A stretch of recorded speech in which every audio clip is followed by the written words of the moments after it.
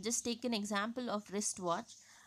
Now wristwatch, to produce a wristwatch, if the economy, if the if they use labor intensive technology, suppose one watch can be produced by one person in 2 days, okay, a maximum or 12 hours if one person is engaged in producing one wristwatch, he might be taking maximum 12 hours or 24 hours, 2 days or 1 day. But if they use machine instead of using man force, if they use machine, that is capital intensive technology, the same wristwatch can be produced within 1 hour. Okay, you can see the difference. One person producing a wristwatch in 1 day or might be taking 2 days, but if it is produced using machinery, it can be produced within 1 hour. So what is happening here, there it is time saving. Okay, it is saving the time, and the cost of production will also be less. Okay, because if it is the labor force, because he is using 1 day or 2 days, he will have to pay they'll have to pay him the wage money for 1 day or 2 days. But here machine is producing the watch, the wristwatch, within 1 hour. Cost of production will also be less. So that is called as cost minimization. Okay, that is cost minimization. And that will see within 1 hour if he's producing one watch. So in the one per here what will happen, 1 hour one watch. So say in a day they might be producing somewhere around 20 to 30 watches. So what is happening, 20 to 30 watches. So he is producing in a day, if the private sector is using machine, 20 to 30 or sometimes 50 watches are produced within a day, in a day.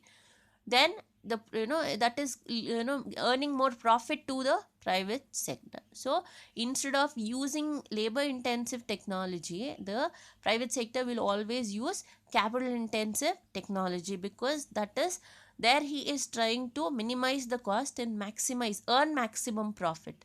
By spending less money, he is earning more. So that is cost minimization and profit maximization. So that is nothing but how he is deciding how to produce a commodity. Next is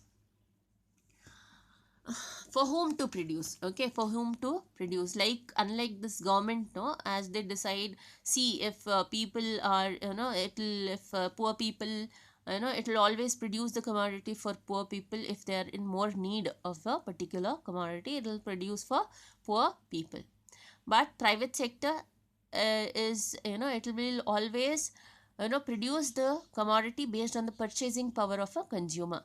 Okay, if it is producing a commodity, if the producer is ready to pay higher price or whatever price is fixed by the producer, okay, based on the purchasing power, based on the ability to pay for the commodity. Okay, so if rich people are ready to pay higher price for the commodity, the private sector will produce the commodities for rich people and not for poor people. So that is nothing but for whom to produce. Okay, it is producing the commodities based on purchasing power of the consumer.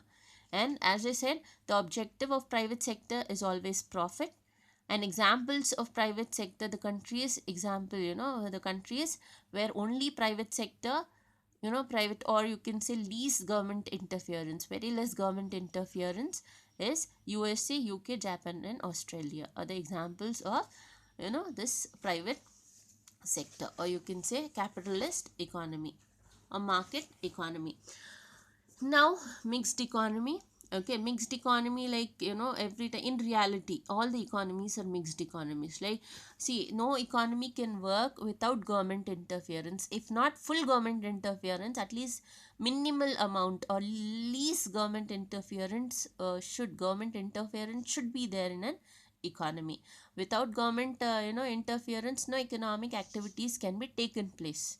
Okay, like, see, though it is a private sector, okay, though it is a capitalist economy, like if in the capitalist economy, if a producer is starting a firm, okay, a industry, to get the license, from where does the private sector gets the license? From the government, right? It is the government which is giving the license to the producer to start a industry.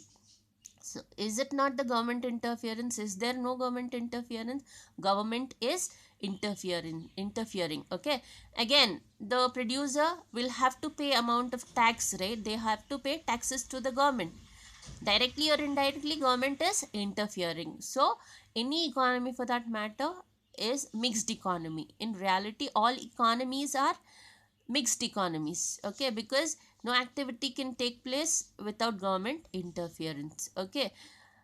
So that is nothing but mixed economy. So India is the best example for mixed economy. Earlier, the government played a very important role in planning all the economic activities, but today, the role of government in India has become very little, okay. It has reduced a lot. The role of government in India has reduced a lot because many of the public sectors have now transferred or converted into private sectors. Like you just see BSNL, which is now, there is, it is completely, it's slowly vanishing, okay.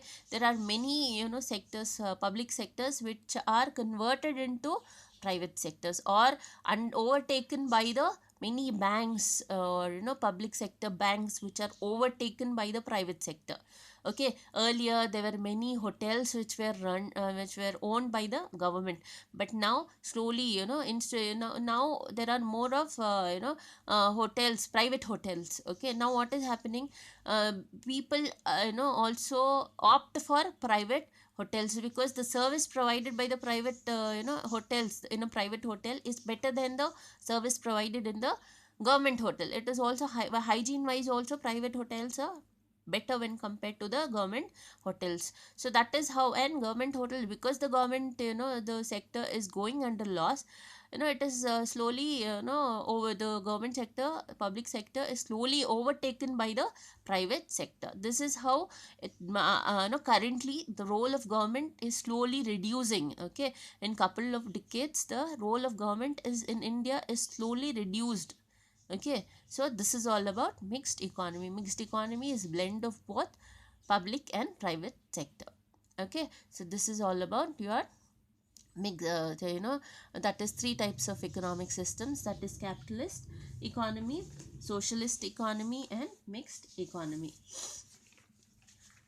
Now your next topic, that is positive and normative economics, okay. Is economics positive or normative, okay. This is nothing but nature and scope of economics, because whether economics is positive science or normative science, whether it is positive economics or normative economics, this is also a 2-mark question, or distinguish between positive and normative economics. Now positive economics is nothing but it studies economy, economics is, positive economics is a study of economics as what was and what is. It deals with what was and what is under given circumstances. That is nothing but, like, let me just tell you, what was is nothing but kya hai, what you say, what was kya tha, okay. What was is nothing but when you say kya tha, and what is like kya hai, okay, what is under given circumstances. Like for example, when you score good marks, okay, suppose you worked very hard, okay, and you scored 80%, okay, and when your relatives come home, they look at your marks and they say, oh good, you have scored 80%, this is because you worked hard, okay, you worked hard, that is why you have scored 80%. This is nothing but positive economics. That is what was and what is, because you worked hard, you have scored, okay, 80%, okay. What was is the hard, if the effort that was put, the hard work done by you. What is the result, okay, you have scored 80%, that is nothing but what is, okay. What was and what is under given circumstances are nothing but positive economics. And normative economics is it is study of what ought to be or should be, okay. What ought to be is nothing but here, it is it is like what you say, what should be, uh, like let me just give you an example. Like, see, your relative, same, you worked hard, you get 80%, your relatives come home, they say, you worked so hard, but you have got 80%, you should have scored 90%, Okay, like when they you use this term should have. Okay, so that is nothing but क्या होना चाहिए था. Okay, ये नहीं, वो होना चाहिए था. No, that is nothing but what ought to be or should be. What should be. This is not right. That is right. That should that should have happened. Okay, when this concept of should comes here, okay, it becomes normative economics. So normative economics is a study of what ought to be or what should be. Okay, when they say this is not, that this should not have happened, this should have happened. Okay, so that is nothing but it is what ought to be or what should be is normative economics. What was and what is private positive economics. Okay, second, positive economics explains cause and effect relationship between economic variables based on facts and figures. That is cause and effect relationship. Okay, now let me just tell you cause and effect relationship. Like we'll just take a current issue. Okay, now what is the current issue? Coronavirus is a current issue, right? So coronavirus, which is a harmful disease, life-threatening disease, or virus, life-threatening virus. It's not a disease, life-threatening virus. Now this coronavirus and effect is a cause. You can say coronavirus becomes a cause. Effect is what are the effects because of coronavirus? What all things are happening in the economy. Okay, what things are happening in the economy? The major issue because of coronavirus is economic slowdown. Economic slowdown, which is the business sector which is hit hard because of coronavirus. Okay, there's many people are losing their jobs. Okay, many people are losing their jobs. People don't have money to eat. People, because because of this lockdown, people are not having any work to do. They don't have, the daily wage workers are affected a lot because of this lockdown. So this, the if the relationship between the cause, that is the coronavirus, and the effects of coronavirus is nothing but studied under positive economics. Girls, don't write this in the exam. I'm just giving this as an example. Okay, so positive economics explain the cause and effect relationship between economic variables. Okay, this is based on the facts and figures. Now, another example, let me just tell you, like when somebody is asking you, how much is your monthly expense? Okay, or how much is your daily expense? How much do you spend every day? And when you give them the when you explain this as to what is your daily expense using numbers, that is, you tell them 1,000 rupees is my daily expenditure. I spend 1,000 rupees every day, and that is by putting that in the form of numbers. So where all, if you are spending 1,000 rupees, where all are you spending that 1,000 rupees? How are you spending that 1,000 rupees? And you put that in the form of a figure. Okay, you put it in the form of number, or you draw something like a graph or a figure, and explain to them that this is my everyday expense. I'm spending this 1,000 rupees on so and so activities. You put it in the form of number. 100 rupees here, 100 rupees on milk, 100 rupees on for 100 rupees on fruits, 100 rupees on vegetables. Like, you just put it in the form of a table or a figure, and just put it, draw a figure for that, draw a graph. That becomes, yeah, that is nothing but positive economics. It explains the cause and effect relationship between economic variables, and it is based on facts and figures. Okay, now this is based on value judgment or opinion of others. Okay, it is based on the value judgment or opinion of others. Like, girls, we just took an example here, right? You study, you work hard, you score 80%. Your relatives say that, why 80%? You worked so hard, you should have got 90%. Okay, here it is your relative is not only providing value judgment about your marks. Okay, not only telling, oh, you would have got 90%, but when he says, when your relative says, how did your friend get 80% when your other friend also gets 80%? When they pass their opinion, like, how did your friend get 80%? He did not work so hard, but how did he get 80%? Okay, so that becomes, that is nothing but normative economics. It is based on value judgment. It is based on the opinion of other person. It is based on normative economics is based on opinion. It is based on opinion, or it is based on value judgments. Okay, it is based on value judgments. Third, it deals with the functioning of different mechanism. Like, see, we took an example of coronavirus, right? Now, this is the coronavirus is a problem, and various measures are taken by the government to overcome this, to solve this, issue of coronavirus. Okay, because here, what is the government doing? What are the measures taken by the government? Like home isolation, like this lockdown, people are asked to stay inside their houses. Okay, people are not allowed to move, or move freely outside. Okay, only one person in a two wheeler, or one plus two people in four wheeler. Then sanitization, and then wearing a mask is a compulsion. Okay, all these are various measures which are, and the maintaining social distancing, all these are the measures adopted by the government. Okay, so that is nothing but positive economics. Like, you study a condition. Okay, there is a particular condition. What are the measures taken by the government, okay, to solve that particular condition? So that is nothing but it deals with functioning of different mechanism. How is the government, if this is the problem, what are the measures taken by the government to solve this problem? So that is nothing but it deals with the functioning of different mechanism. Okay, now next is, under negative normative economics, it will say that whether these mechanisms are desirable or not. Like, government is saying coronavirus is a problem. Okay, it is a it is a life threatening virus. Okay, it is a life threatening virus which is bad. Okay, and government is doing various, many has taken various measures. Whether these measures adopted by the government are desirable or not. Okay, that is normative economics. Whether the mechanism are desirable or not.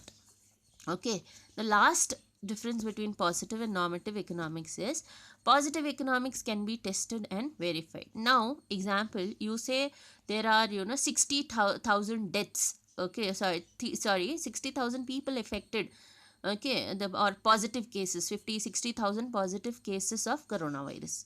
We don't know whether that is true or not. This can be true, or this can not be true. Okay, at this number, whatever you say, suppose 60,000, the number can be true or not.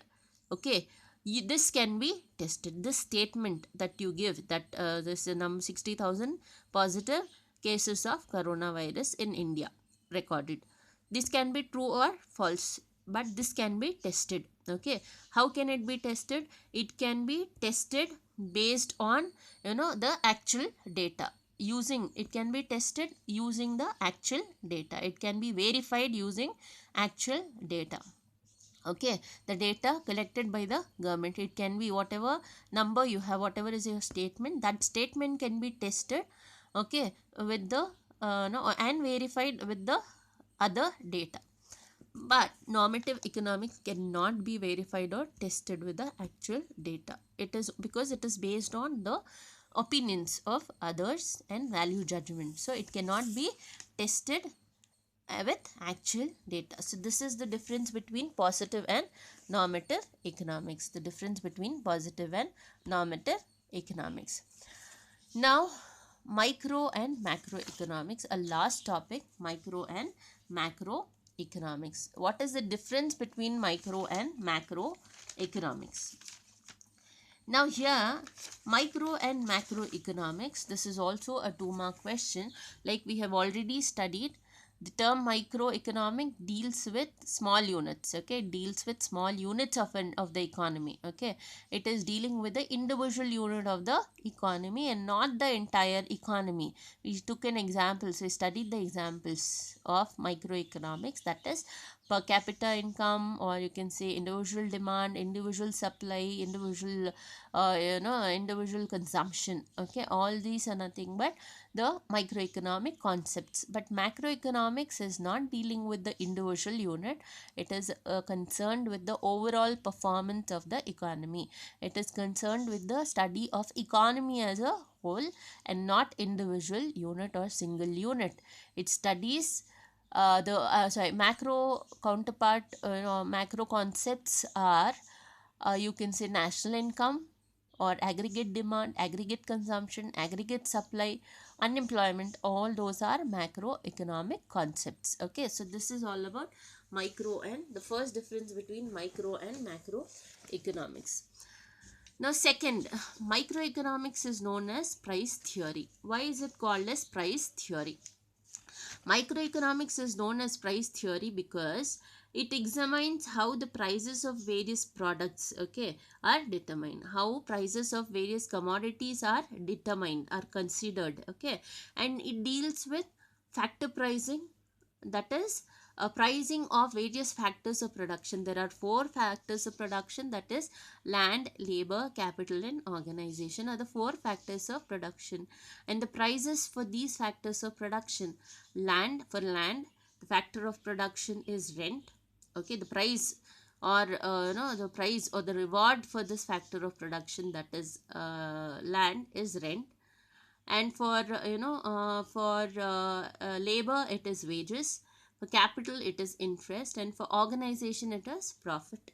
So this, this is why your microeconomics is called as is also known as theory of price theory, because it examines how the prices of various products are determined in the market, and it also deals with factor pricing of various factors of production, that is rent, wages, interest and interest and profit for land, labor, capital and organization.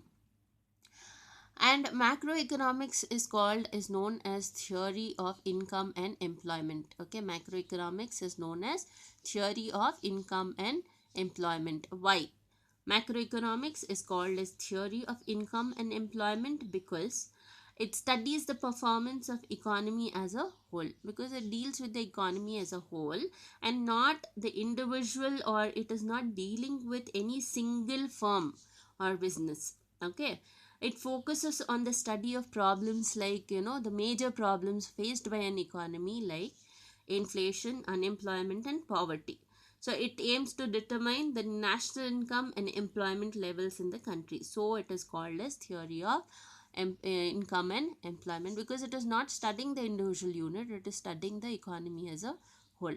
Okay, and it is, it is not studying individual firm or business. It is studying major issues faced by an economy: poverty, unemployment, inflation, macroeconomic issues. And it is also, studying, it is also dealing with what is the level of employment and what is the, level of national income, what is the level of national income, what is the level of employment in the economy. That is why it is called as, it is known as theory of income and employment.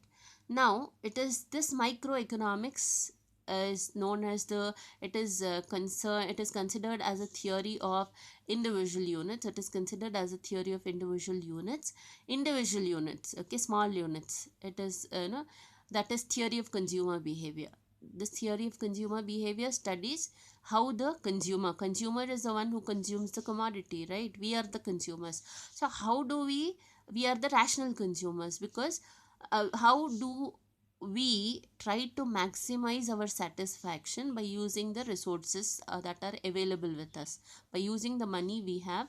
How do we try to achieve maximum satisfaction by consuming the commodities? Okay, so that is theory of consumer behavior. Theory, individual theories. Okay, theory of individual theories, that is theory of rent or theory of wage. But this, macroeconomic comprises of theories of aggregate theories, that is the theories which deals with the aggregates, the economy as a whole, that is theory of income, theory of employment, theory of investment, etc. This, is known as microeconomic is known as, it is known as the partial equilibrium. It studies partial equilibrium in the economy. Partial is single, okay, one unit equilibrium, equilibrium of particular equilibrium in the economy. Okay, it is this study, the microeconomic studies partial equilibrium in the economy, because it studies the functioning of one market. Okay, it studies the functioning of one market. It is studying the functioning of single market. Okay, single market independently. Okay, independently it is studying the equilibrium. Partial equilibrium is studying the condition of individual market independently. It looks at one unit of the economy and not the economy as a whole. It is studying individual unit of the economy and not the economy as a whole.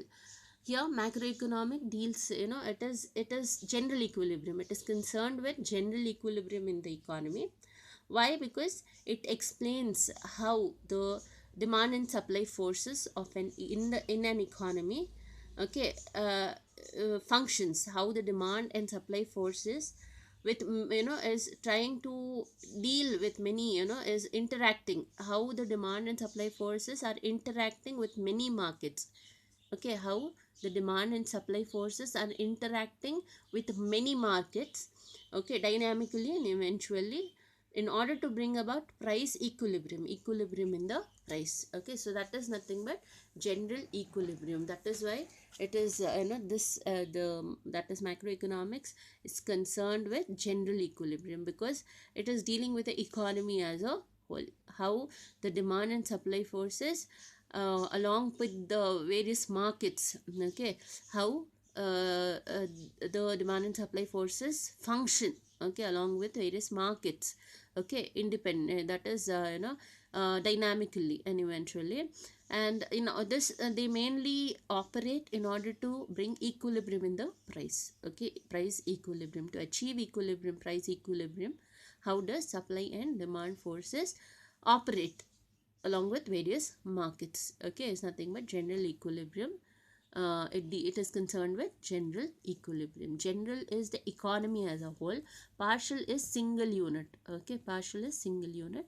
Not only that, microeconomic studies the individual demand and supply, and it gives very less importance to growth and development of the economy.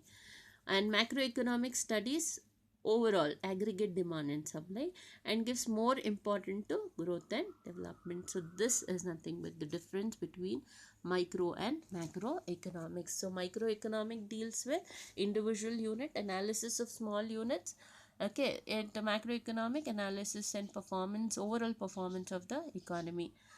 This is known as price theory because it is concerned with, it studies, okay, the pricing of factor pricing. It deals with factor pricing of no factor pricing for pricing of various factors of production. Okay, how are various factors of production priced? Four factors: land, labor, capital, and organization. And the prices for those factors of production are: for land it is rent, for labor it is wage, for capital it is interest, organization it is profit. Here it is known as the theory of income and employment because it studies the level of income and employment in the economy as a whole. Okay, that is why it is regarded as theory of, known as theory of income and employment. And it is also considered as theories of individual units. Like it studies the individual theories, like individual consumer theory of consumer behavior. How does the consumer behave, okay, in order to achieve maximum satisfaction by using the resources they have?